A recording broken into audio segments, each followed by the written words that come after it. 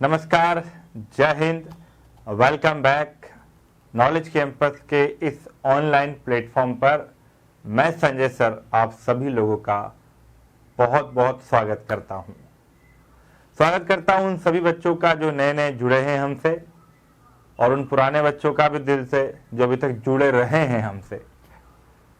दोस्तों, एमपीपीएससी की upcoming exam में, जो कि 19 जून को होने वाली है, टारगेटेड एग्जाम है, उस एग्जाम में आप सभी लोग अच्छे दमखम से भिड़े हैं और उसी रिवीजन सीरीज को आपकी तैयारी के रिवीजन के लिए ये सीरीज हमने स्टार्ट की है। और इस सीरीज में हम बात कर रहे हैं एक नए टॉपिक पर, जो है 1935 का अधिनियम। आजादी से पहले भारत में सबसे बड़ा अधिनियम जो पास हुआ, जो कि अंग्रेजी ब्रिटिश सरकार ने किया, वो था 1935 का अधिनियम। और इस 35 के अधिनियम में कई सारी ऐसी विशेषताएं थी जो आजादी के बाद हमने हमारे संविधान में एज इट इज उसको एड ऑन कर लिया। इसीलिए भारतीय संविधान पर सबसे ज्यादा प्रभाव अगर किसी का पड़ा ना बच्चा, तो 1935 के अधिनियम का। क्यों पड़ा? क्योंकि ये संविधान का जो 1935 का अधिनियम है, ये एक लंबी प्रोसेस से निकलकर बना था। बहुत सारे फिल्टर्स लगे थे इसमें, तो ये छन छन करके बना और इसीलिए बहुत ज्यादा यूटिलाइज था। और आजादी के बाद हमने इसके कई सारे प्रोविजंस को कॉपी कर लिया। तो दोस्तों, चलिए शुरू करते हैं। भारत शासन अधिनियम 1935, the government of India act 1935। इस अधिनियम के पहले 1919 का अधिनियम मैं पिछले लेक्चर में पढ़ा चुका हूं। जिन लोगों ने नहीं देखा है, कृपया करके देख लें। हो सकता है आप ही का भला हो जाए, कुछ अच्छी बात आप सीख लें। और देखें 1919 का अधिनियम, देखें, आप लोगों के लिए बहुत फायदे की चीज है। तो चलिए बच्चा, शुरू करते हैं 1935 का अधिनियम। और सबसे पहले अधिनियम को शुरू करें, उसके पहले हम बात करेंगे इसकी जर्नी की, इसकी अपनी निर्माण यात्रा की। मैंने कहा कि ये कई सारे फिल्टर से होकर गुजरा था, इसीलिए ये अधिनियम बहुत ज़्यादा यूटिलाइज रहा। और आज़ादी के बाद हमने इसको एज इट इज, इसके कई सारे प्रोविजंस को हमने संविधान में शामिल कर लिया। बच्चा, दो बड़ी इंपॉर्टेंट बात है जो इस अधिनियम को थोड़ा सा यूनिक बनाती है। पहली बात कि यह अधिनियम ब्रिटिश सरकार द्वारा सिर्फ भारतीयों को संतुष्ट करने के लिए नहीं लाया गया था। यह उस नियत से नहीं लाया गया था कि चलो कुछ भी दे दो यार, कुछ भी दे दो। नहीं, यह अधिनियम सोच समझकर, रणनीति के साथ, प्लानिंग के साथ व्यवस्थाएं विकसित करने के लिए बनाया गया था। Britishers want to set up a system in India, an accountable system. So they were planned the Act of 1935.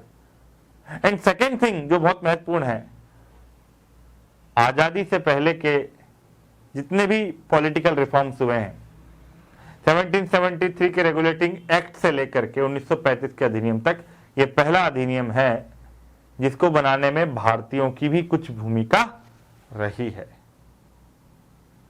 भारतीयों ने भी रोल प्ले किया, और क्या रोल प्ले किया वो इसकी निर्माण यात्रा से आपको समझ में आएगा। तो सबसे पहले तो आपको याद होगा कि 1919 का अधिनियम आया था। 1919 का जो अधिनियम था, उस अधिनियम में ये प्रोविजन किया गया था कि हम 10 साल के बाद क्या करेंगे, एक ऐसा आयोग बनाएंगे जो ये देखेगा कि हमारे 1919 के अधिनियम के क्या पॉजिटिव और नेगेटिव इम्पैक्ट भारत पर पड़े, यानी कि उसका एक ओवरव्यू लेगा। ये उसमें प्रोविजन था।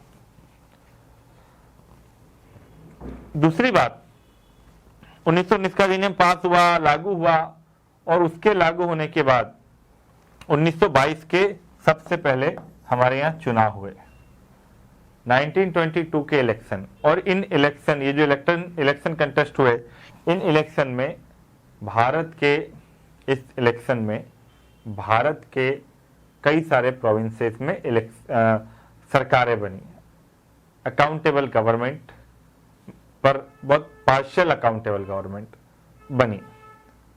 हालांकि कांग्रेस पार्टी ने इसमें कोई रोल प्ले नहीं किया, मगर उसके एक अनुसंगी पार्टी, मतलब उसकी एक सप्लीमेंट्री पार्टी थी स्वराज, उन्होंने इसमें भूमिका निभाई थी। तो 1922 के इलेक्शन हुए, और इलेक्शन के बाद में थोड़ी बहुत ही सही, पहली बार ही सही, मगर सेंट्रल असेंबली और स्टेट की असेंबलीज में इंडियन चेहरे दिखाई दिए। इसके पहले भी थे, मगर इलेक्शन के थ्रू कम। और विट्ठल भाई पटेल जो पहले सेंट्रल लेजिस्लेटिव असेंबली के चेयरमैन भी बने, जो कि भारतीय थे। इलेक्शन के बाद फिर क्या हुआ, फिर हुआ साइमन कमीशन का आगमन। 1927 में ब्रिटिश गवर्नमेंट ने एक कमीशन अपॉइंट किया जो भारत में जाकर 1919 के अधिनियम को क्वेश्चन मार्क की तरह समझेगा कि यार ये कितना फ्रूटफुल रहा। हालांकि अधिनियम बनने वाला था 1929 में, बट क्योंकि वहां पर इलेक्शंस होने वाले थे और इलेक्शंस के लिए उन्होंने पहले बना दिए, तो 1927 में बन गया। 1928 में भारत आया। भारतीय लोगों ने इसका बहुत विरोध किया क्योंकि इसमें कोई भी इंडियन नहीं था। साइमन गो बैक का नारा लगाते लगाते लाला लाजपत राय देश के लिए शहीद हो गए। इससे ब्रिटिश पार्लियामेंट को और ब्रिटिश गवर्नमेंट को पता चला कि यार इंडियन जो है ना, वो नहीं चाहते कि बिना उनकी मर्जी के कोई भी अधिनियम बने। तो हुआ ये कि वहां के लॉर्ड बर्कनहेड ने, जो कि भारत सचिव थे, उन्होंने एक चैलेंज दे दिया इंडियन को कि जाइए, आपको लगता है तो आप एक संविधान बनाकर बताइए। तो उस चैलेंज को स्वीकार करते हुए मोतीलाल नेहरू की अध्यक्षता में एक कमेटी बनी, और उस कमेटी ने जो रिपोर्ट प्रस्तुत की उसे इतिहास में कहते हैं नेहरू रिपोर्ट। ये नेहरू रिपोर्ट वगैरह क्या है, हम मॉडर्न हिस्ट्री में पढ़ेंगे, मगर यहां नेहरू रिपोर्ट आई, और नेहरू रिपोर्ट ने कहा कि भारत में एक डोमिनेंट स्टेटस का दर्जा प्राप्त सरकार होनी चाहिए, स्टेट को पूरी तरह से ऑटोनोमस कर देना चाहिए, कम्युनल रिप्रेजेंटेशन सिस्टम बंद हो जाना चाहिए, सांप्रदायिक पृथक निर्वाचक क्षेत्र खत्म होने चाहिए, सेक्युलर गवर्नमेंट होनी चाहिए, फंडामेंटल राइट होने चाहिए। ये उसने कहा, और भी बहुत सारी बातें थी। इवन भाषा के आधार पर विभाजन, राज्यों के निर्माण की भी बात इन्होंने कही। अब ये सब बातें थी इसमें नेहरू रिपोर्ट में। नेहरू रिपोर्ट की बाद में फिर जिन्ना साहब आ गए। जिन्ना ने कहा मैं नेहरू रिपोर्ट को नहीं मानता। नेहरू रिपोर्ट को उन्होंने इसी आधार पर रिजेक्ट कर दिया कि इसमें सांप्रदायिक पृथक निर्वाचन क्षेत्र, कम्युनल सेपरेट इलेक्टोरेट का मांग को रिजेक्ट कर दिया गया था। उन्होंने अपने 14 पॉइंट फॉर्मूले दे दिए, और वो 14 पॉइंट फॉर्मूले कांग्रेस पार्टी को स्वीकार नहीं हुए।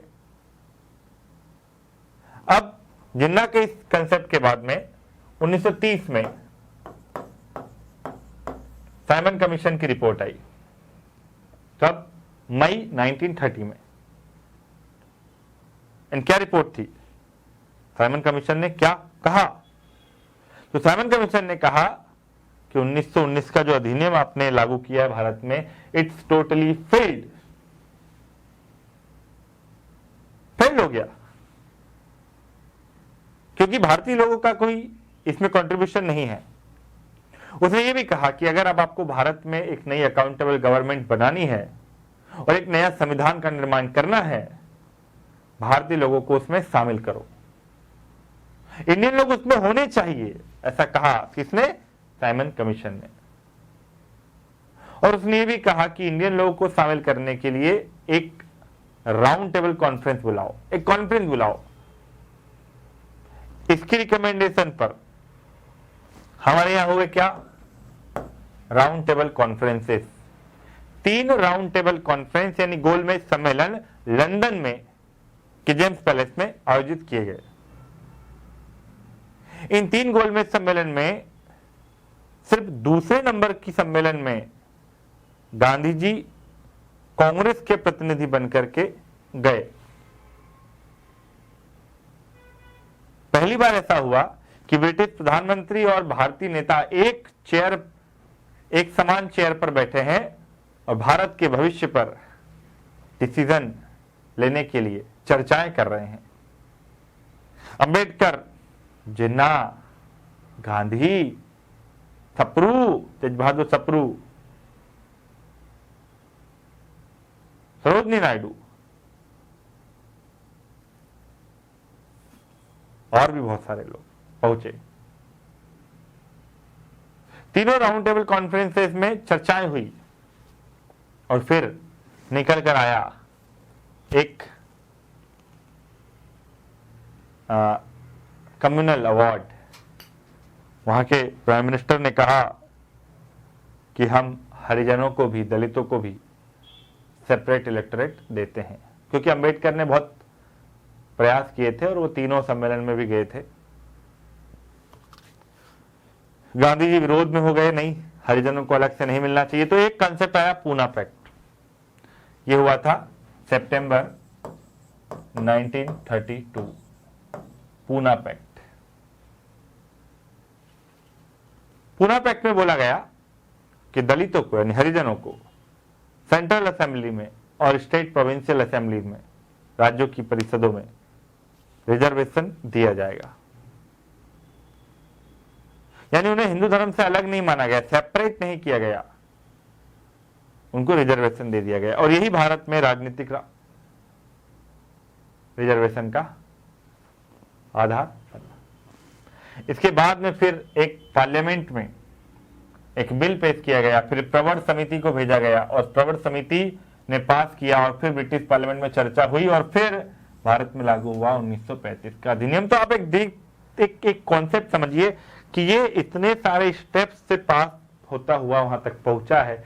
इसको बनाने में आप सोचिए कि 6-7 साल का वक्त लगा, इसीलिए ये इतना इफेक्टिव बन पाया। तो ये जर्नी थी इस 1935 के अधिनियम की। अब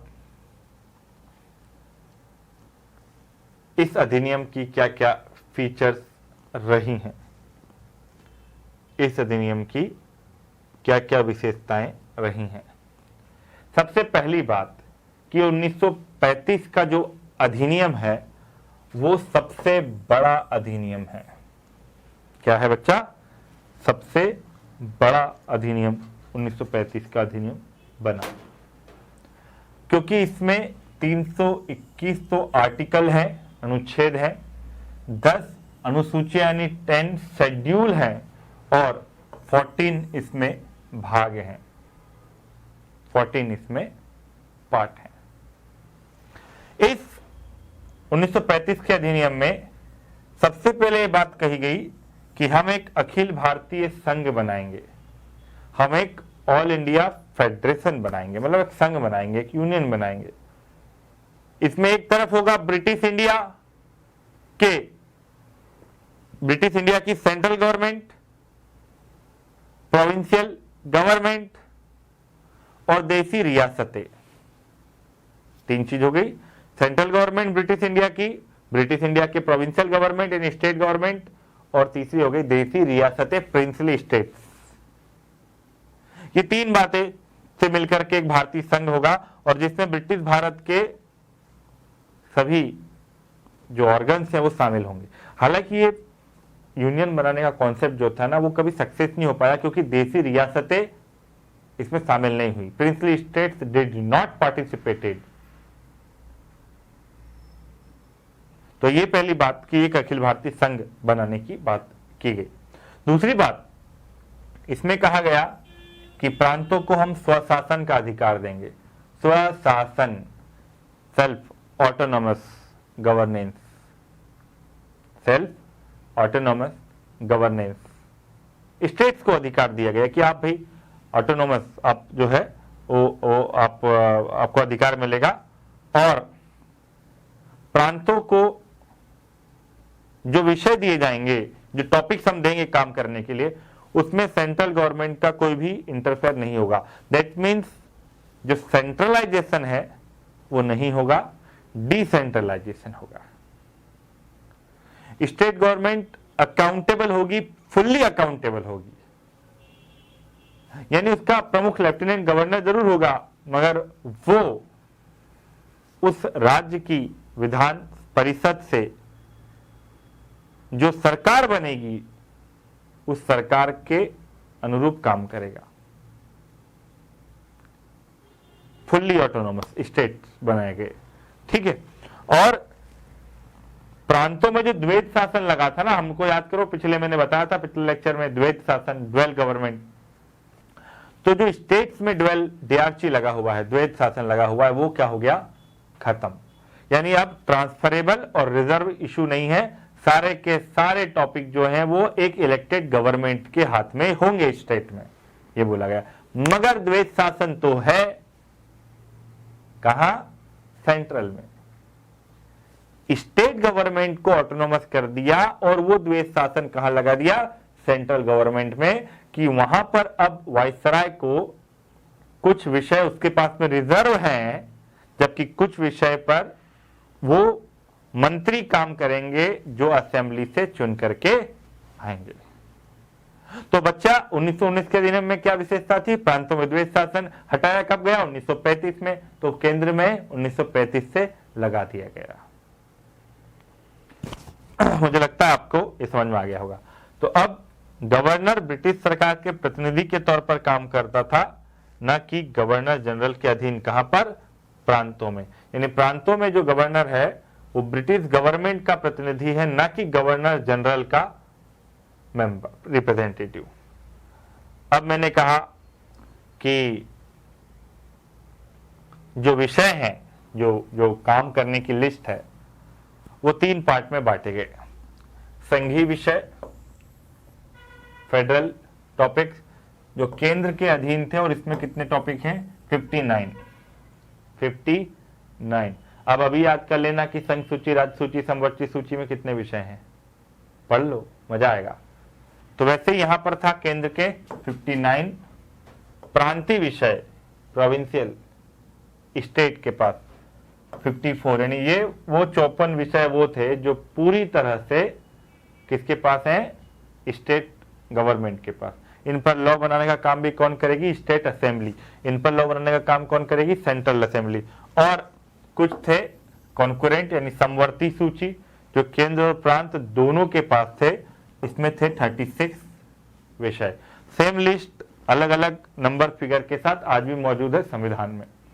तो 36 विषय समवर्ती सूची के थे, जिसपे केंद्र भी बना सकता है कानून और राज्य भी, मगर केंद्र का प्रमुख होगा। अगर दोनों में विवाद होता है तो केंद्र सरकार का कानून प्रमुख होगा, जो आज भी है। अवशिष्ट शक्तियां वायसराय के पास थी। याद रखना, नेहरू रिपोर्ट ने और जिन्ना के 14 पॉइंट में अवशिष्ट शक्तियां स्टेट को देने की बात कही थी, बट यहां ब्रिटिश गवर्नमेंट ने गेम खेला कि जो रेसिडुअरी पावर है वो सेंट्रल के पास रखी गई। यानी ऐसी पावर जो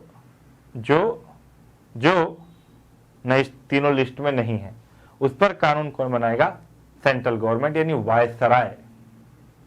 ये 3 विषय, ये 3 लिस्ट। केंद्र में मैंने कहा कि ड्वेल गवर्नमेंट यानी द्वैध शासन की स्थापना कर दी गई केंद्र में। अब और क्या खास बात है इस अधिनियम की, तो सबसे प्रमुख एक बात है वो है फेडरल कोर्ट, संघीय न्यायालय। फेडरल कोर्ट, फेडरल कोर्ट में एक ऐसी कोर्ट की अब अपने विषय तो दे दिए, केंद्र को भी दे दिए, राज्य को भी दे दिए, पर मान लो कभी किसी विषय पर दोनों में टकराव हो जाए, कॉन्फ्लिक्ट हो जाए, विवाद हो जाए, तो फिर समाधान कैसे निकलेगा।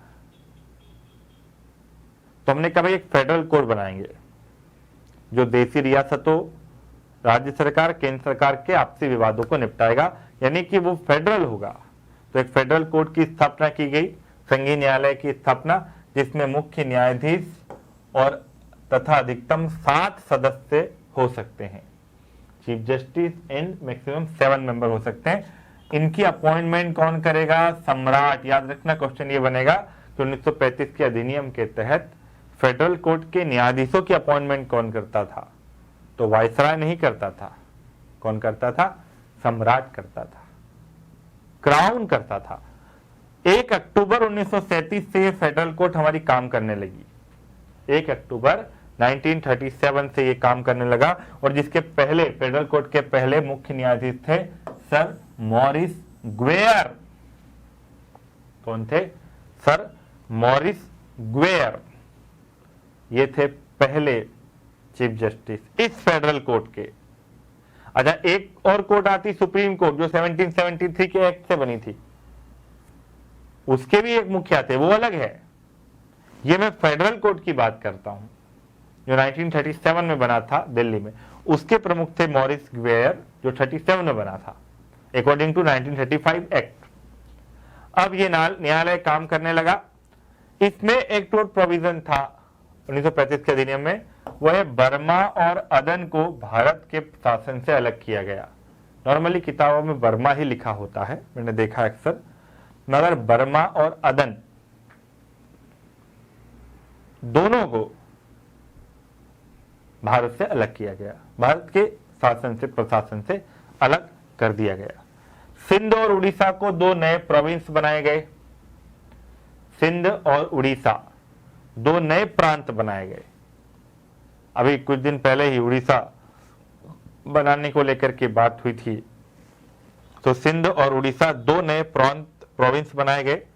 इस अधिनियम द्वारा भी निर्वाचन में सांप्रदायिक प्रणाली को ही अपनाया गया। याद रखना भैया, वो जो कम्युनल रिप्रेजेंटेशन था ना, वो तो रहा और बढ़ा दिया उसको। अभी तक तो सिर्फ दलितों को था, मुसलमानों को था, अब आंग्ल भारतीय, एंग्लो इंडियन को भी दिया गया, क्रिश्चियंस को भी दिया गया, हरिजनों को देने की बात हुई थी मगर रिजर्वेशन दिया गया, महिलाओं को दिया गया, मजदूरों के लिए भी अब अलग निर्वाचन की व्यवस्था कर दी गई। यानी अब मजदूरों को भी आपने क्या कर दिया? सेपरेट इलेक्टोरेट दे दिया।